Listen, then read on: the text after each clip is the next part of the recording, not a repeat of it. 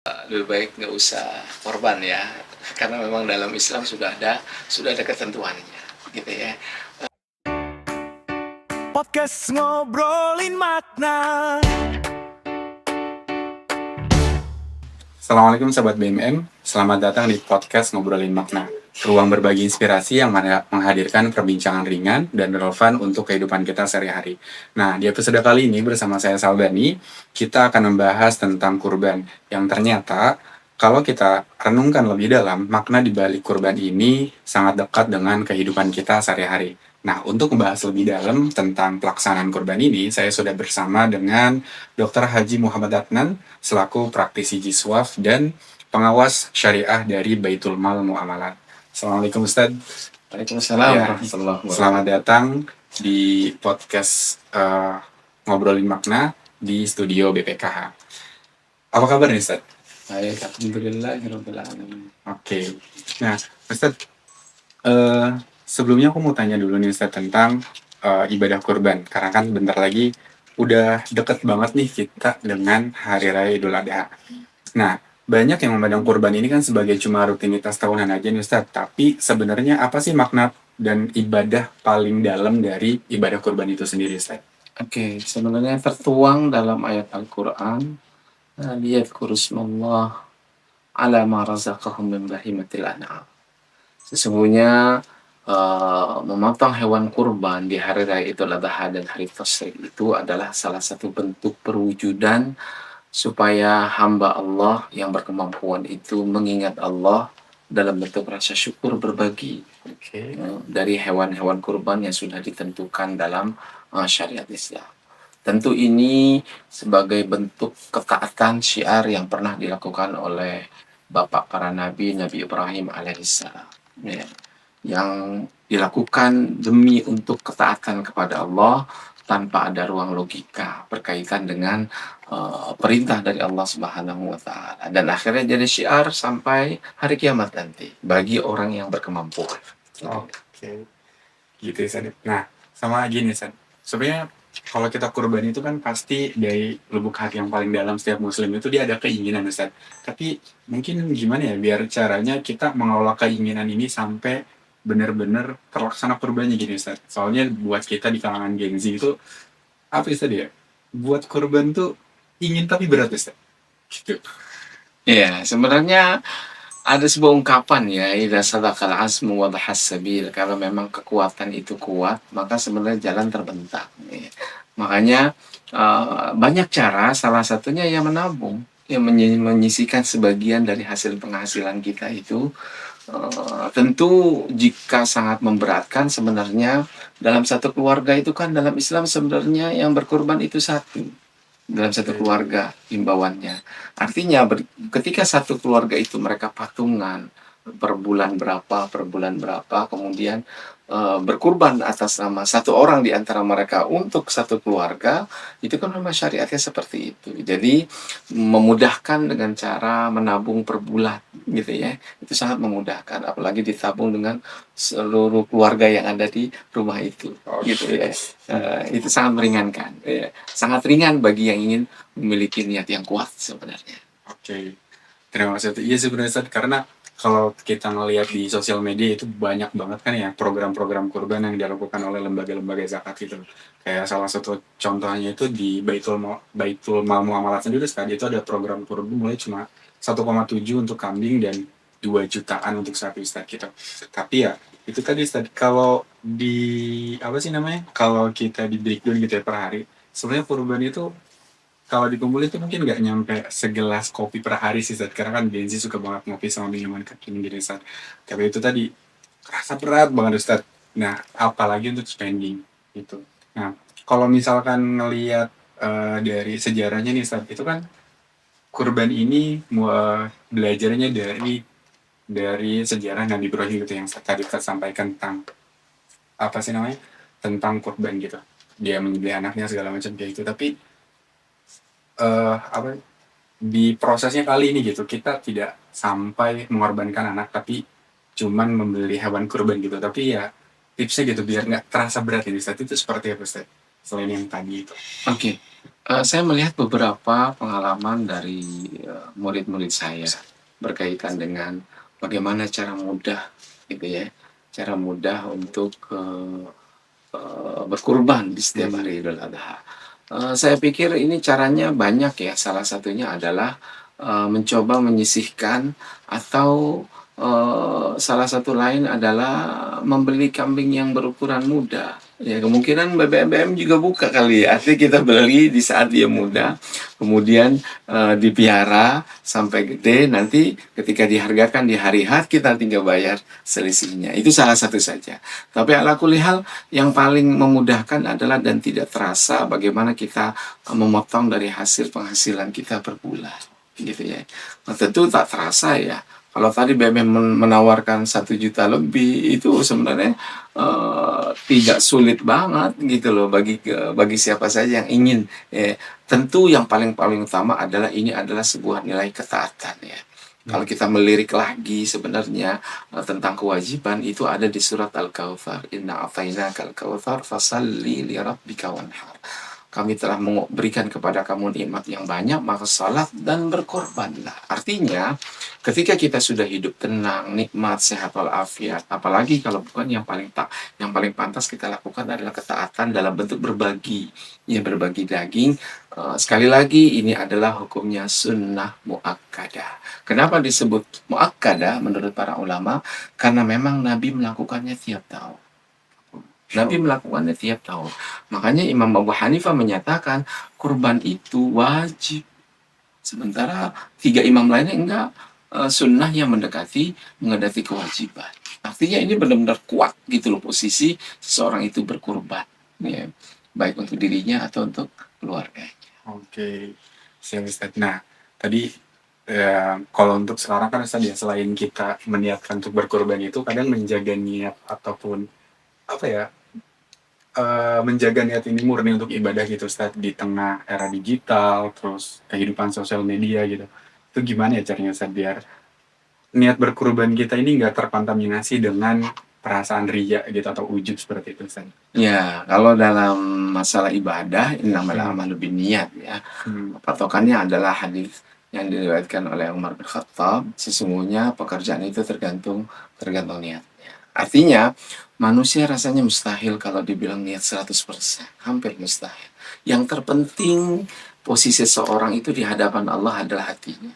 Ketika dia berniat tulus gitu dari awal, ya kita lihat berapa banyak orang-orang pedalaman bisa berhaji loh dengan cara menyisihkan sebagian hasil panennya gitu yang dikumpulkan bertahun-tahun.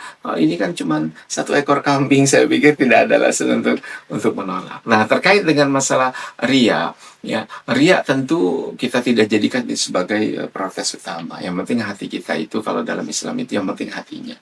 Biarkan orang bilang apa, yang penting hati kita itu semuanya untuk demi ketaatan kepada Allah Subhanahu wa taala. Menarik sih sebenarnya tadi ya. Nah mulai dari kita nguatin niatnya, terus menjaga niat itu. Tapi kayaknya kalau ngelihat sekarang Ustaz, Gen Z itu tren untuk berkurbannya tuh masih kurang Ustaz. Nah kalau misalkan dilihat dari fenomena Ustaz, ketika kita melewatkan kurban setiap tahun tanpa ada rasa penyesalan, terus biasa aja gitu melewatkan Idul Adha tanpa niat berkurban atau tanpa berusaha berkurban. Sebenarnya yang terlewat dari diri kita tuh apa sih Ustaz gitu? Ya, sebenarnya yang harus ditekankan adalah bagaimana melihat perjuangan Nabi Ibrahim. Dan itu kembali kepada pendidikan orang tua terhadap anak-anaknya. Makanya kalau saya pribadi mengamalkannya itulah tiap tahun berkurban, tapi atas nama berbeda dalam satu keluarga. Tahun ini untuk istri, tahun depan untuk anak pertama, tahun selanjutnya kedua, ketiga, keempat gitu. Dan itu kita saksikan berdasarkan dari kebiasaan mereka. Tentu biasanya kalau di sekolah menawarkan, ya kalau di sekolah anak saya itu menawarkan, ada yang sifatnya korban, ada yang sifatnya sedekah. gitu ya. Nah Hmm. itu saya gilir itu, tahun ini di sekolah si fulan, anak saya yang pertama, tahun ini anak kedua sekolah gitu ya. Dan Oke. mereka itu merasa bahwasanya ya ini adalah sebuah dari ketaatan gitu loh ya, yang harus dilakukan dan itu bagi mereka cukup membanggakan gitu ya. Hmm. Ya, nih saya berkorban ya. Tentu ini bukan dalam kategori masuk dalam kategori riak ya, tapi berbangga terhadap teman-temannya dan pihak sekolah gurunya bahwa saya bisa berkurban walaupun yang sebenarnya uangnya tidak dari mereka gitu ya, Iya. tapi itu memicu supaya mereka berkeyakinan bahwasanya syiar ini harus terus berjalan gitu ya. Oke. Menarik banget Ustaz. Ini hal baru yang saya dengar Ustaz, bahwa kalau kita kan biasanya dengar itu program tabungan kurban gitu ya dari beberapa lembaga, terus ya kurban murah. Tapi ini sesuatu yang baru dan sesuatu yang sangat menarik Ustaz, ketika memang pendidikan kurban ini ditanamkan dari keluarga Ustaz ya. Jadi orang tua, anak kita patungan gitu kurban untuk si A, si B, si C, ya misalnya anak satu dan dua, ya seterusnya kayak gitu Ustaz. Nah Ustaz, ngomongin itu kadang kemudahan kurban ini sebenarnya bisa nggak sih? Kalau kurban kan emang udah jelas gitu ya, hewannya kayak kambing, sapi, terus kalau dia unta gitu. Nah kalau untuk anak kecil belajar kurban itu bisa nggak sih kurban ayam Ustaz? Ya, ya. Kalau kurban ayam memang lebih baik nggak usah korban ya, karena memang dalam Islam sudah ada ketentuannya, gitu ya. Kalau dikategorikan sebenarnya ada juga usulan dari berbagai wacana pemikiran yang menyatakan kurban itu nggak usah dipotong ketika pas hari hanya 10, 11, 12, 13. Ya, ada usulan seperti itu.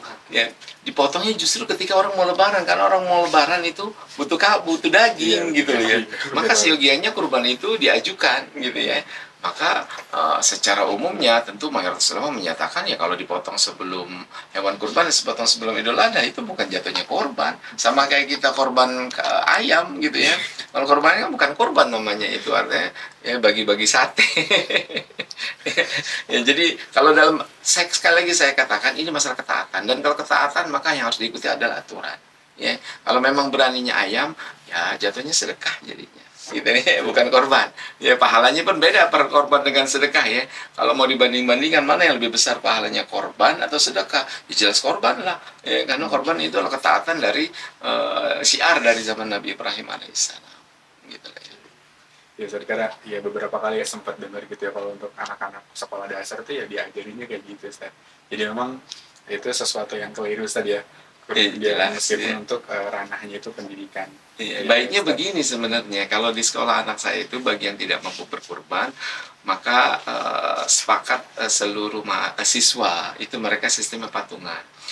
Satu kelas patungan. Nah, begitu patungan dengan nominal tertentu sampai harga kurban. Nah, itu dibelikan kambing. Dibelikan kambing, kemudian ketika dipotong bukan atas nama siswanya, tapi atas nama wali kelasnya sebagai bentuk hadiah. Gitu ya. Itu kan berarti kan walaupun tabungan tapi bisa bernilai korban. Gitu. Oke, siap Ustaz. Nah sama gini Ustaz ya, mungkin kalau kita ngelihat Ustaz fenomena Idul Adha itu, kurban ini sering terjadi ketimpangan gitu Ustaz. Di satu lokasi kurban itu banyak sekali kurbannya, sampai daging itu membludak kayak gitu.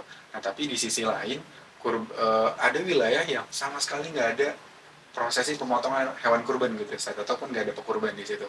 Nah kira-kira tipsnya gitu dari Ustaz ya, biar kurban ini bisa merata gitu Ustaz. Jadi nggak ada satu wilayah yang terlalu overload banget, dan bahkan di satu wilayah itu dia kosong banget gitu, nggak ada yang kurban. Biar Ya, lebih merata lah gitu. ya, ya, ya. Ini akan kembali kepada masalah koordinasi ya. Koordinasi, kemudian pemerataan yang diupayakan dari berbagai macam para mudhahi ya. Jadi mudhahi itu jangan kemudian tertumpuk dalam satu tempat ya. Dalam satu tempat itu bisa sampai di atas 50 sapi dalam satu tempat. Sementara di tempat lain ya nggak ada sama sekali satupun gitu ya. Nah ini perlu koordinasi dan upaya antar lembaga yang diberikan amanah untuk pemotongan itu untuk bisa mencari tempat-tempat yang jauh lebih membutuhkan. Karena terus terang bagian sepertiga dari bagian hewan kurban itu kan memang haknya para fakir miskin ya. Nah seharusnya dia cari yang bagi dia mendapatkan prioritas gitu, yang benar-benar tidak menumpuk dalam satu tempat. Nah itulah akhirnya kepanitiaan ini yang lebih ditekankan agar pemerataan itu bisa dilakukan gitu ya.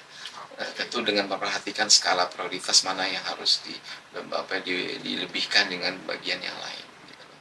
Karena memang kan dalam kurban itu kan dibagi tiga. Yang satu bisa dimakan sama yang kurban, yang kedua diberikan sebagai hadiah buat tetangga walaupun mereka kaya kan tapi sepertiga kan dibuat fuqara dan masakin ya. Kalau memang mudahnya bilang saya jadikan semuanya untuk fakir miskin, ya silakan gitu lah, itu menjadi hak bebas mutlak ya. Toh tujuannya kan pahala sebenarnya. Oke, siap. Ustaz, mungkin ini lebih ke pertanyaan pribadi sih tadi ya. Ini sedikit mengganggu perasaan saya tentang kurban itu sendiri. Nah, gimana kita menjaga perasaan saudara-saudara kita yang di luar daripada muslim, terutama tentang kurban sapi gitu, sedangkan kebanyakan kurban di Indonesia kan kurban itu kalau nggak ya sapi, kambing gitu, kalau nggak ya sedikit itu tuh apa sih namanya, di beberapa wilayah mungkin ada kurban kerbau kayak gitu. Nah, seperti daerah Bali gitu saja, untuk menjaga perasaan saudara-saudara kita ini, prosesi kurban itu sebaiknya dilakukan seperti apa gitu Ustaz, supaya tetap menjaga perasaan saudara, maksudnya saudara-saudara kita di luar daripada muslim gitu. Oke, ini berkaitan dengan di daerah Bali atau di daerah Jakarta? Di Bali Ustaz. Oh, di Bali ya. Tentu saya pikir ini menjadi hal yang masuk dalam ranah toleransi ya. Bagi mereka kan sapi itu kan dianggap sebagai hewan suci dan segala macam. Makanya saya pikir ini menjadi hal yang bisa dijadikan sebagai salah satu layaknya seperti orang muslim di hari nyepi, tidak kemana-mana, ikut juga berlibur di rumah gitu ya. Tentu diadakan dalam tempat yang khusus kaum muslimin di situ memotong kurban ya, dan upayakan memang tidak terlalu panjang karena kurban itu kan 10, 11, 12, 13 ya, hampir 4 hari. Ya afdalnya kan kalau dalam ajaran Islam itu kan di hari pertama gitu ya. Jadi tentu lebih dikhususkan dalam tempat khusus dan langsung selesai gitu loh ya. Tidak kemudian berlarut-larut dan saya pikir ini masalah ibadah dan harus juga memasang toleransi terhadap orang-orang yang menganggap sapi itu adalah bagian dari Tuhan mereka dengan cara ya di tempat yang khusus dan tidak kemudian dipertontonkan gitu kepada mereka-mereka yang beragama Hindu lah. Di samping itu juga mereka juga harus punya perhatian, oh iya ini kan agamanya berbeda, layaknya sama dengan kita, lakum dinukum waliyadi. Makanya upayakan bagi yang tidak mau, karena biasanya kan kalau orang kota gitu ya, itu mereka sibuk ya, maka upayakan bisa diserahkan uang kurbannya itu di lembaga zakat ya, atau infak sedekah yang bisa berkaitan dengan masalah ini gitu loh. Jadi simpel saya pikir kan, mereka juga tidak capek, mereka juga tidak ganggu perasaan orang Hindu yang di Bali gitu ya. Tapi nggak apa-apa dititipkan juga, karena memang dalam Islam juga segala ibadah apapun itu apalagi berkaitan dengan masalah uang, ini kan masalah uang nih ya, maka bisa diwakilkan kepada suatu lembaga untuk diamanahkan, memotong dan mendistribusikan kepada orang-orang yang berhak. Siap Ustaz. Mungkin terakhir Ustaz, sebenarnya ibrah utama dari ibadah korban ini apa yang bisa kita ambil gitu, atau yang bisa kita petik Ustaz, baik itu dari kita sebagai korban ataupun dari sisi penerima manfaat. Ya, berkaitan dengan kurban, sebenarnya ini berkaitan dengan masalah sifat ya. Ya, Allah menekankan bahwasanya apa yang kita punya itu sebenarnya bukan milik kita. Ya, apa yang kita terima dari pemasukan, uang gaji, ya, proyek dan segala macam, ya itu kita raih dengan keringat basah kita, banting tulang dan segala macam. Tapi kan kalau dalam Islam itu sebenarnya itu titipan. Gitu ya, makanya wa uhdiratil anfusus suha, kata Allah itu dalam Al-Quran, jiwa manusia itu dilahirkan dalam keadaan kikir ya, tidak mau berbagi. Apa yang kita punya ini adalah hasil saya, keringat saya, banting tulang saya. Maka kemudian Allah batasi itu dalam bentuk apa? Itu amanah dan titipan gitu ya, aku kasih engkau supaya engkau memberi yang orang-orang fuqara dan masakin yang berhak gitu. Nah, disinilah yang ditanamkan oleh Ibrahim alaihissalam yang berkaitan dengan sifat ketaatan, gitu ya, ketaatan dalam membatasi sifatnya kikir, gitu ya. Kemudian ditanamkan sifat bahwasanya kalau engkau taat maka rizkimu akan bertambah. Kan itu dalam ajaran Islam, gitu. Itu pertama. Yang pertama, yang penting memangkas sifat kikir dan bakhil. Makanya kemudian contoh dari Rasulullah adalah, ya Rasulullah kalau sekali berkurban itu kan nggak satu dua ya. Rasulullah, kalau sedekahnya hanya bisa 100 ekor unta kok sedekahnya, apalagi kurban. Itu paling ya, menanamkan bahwasanya kita hidup nggak sendiri, kita hidup ada orang yang membutuhkan kelebihan rezeki yang Allah titipkan kepada kita. Itu yang paling utama. Di samping yang selanjutnya adalah ya sosial ya. Karena kenapa? Wallahu fi aunil abdi maka abdu fi auni akhi. Kalau kita nolong orang, kita pasti ditolong oleh Allah Subhanahu wa taala. Itu kunci yang kedua. Gitu ya. Menebas rasa kikir dan sifat pelit, dan kedua menolong orang lain yang ditanamkan dalam Islam. Ibadah boleh oke, tapi jangan lupa ada hak saudara dan ibadah sosial juga yang harus kita lakukan. Masya Allah. Terima kasih banyak Ustaz. Jadi memang kurban ini melatih secara keseluruhan diri kita saja, baik itu keikhlasan kita, kepedulian sosial kita, sampai dengan cara penyalurannya pun memang harus benar-benar kita perhatikan gitu Ustaz. Oke, Masya Allah, sahabat BMM, obrolan kita kali ini ternyata nggak cuma memberi pemahaman kita tentang makna kurban itu sendiri, tapi refleksi yang disampaikan oleh Ustaz Adnan juga, kurban mengajarkan bahwa apa yang kita miliki bukan sepenuhnya milik kita Ustaz ya. Oke, melainkan ada hak orang lain yang ada di dalamnya. Di sini kurban menjadi simbol kepedulian sosial yang kuat karena menghubungkan kita dengan mereka yang membutuhkan, baik yang ada di sekitar kita maupun yang jauh di luar sana. Seperti kata Ustaz tadi, baiknya ibadah kurban ini ketika kita memang di kota-kota besar ini sibuk ya, diserahkan kepada lembaga biar mereka yang mengatur distribusinya kemana, mereka yang mengatur bagaimana cara ya pemotongannya, dan memastikan bahwa diterima kepada orang-orang yang benar-benar membutuhkan kayak gitu.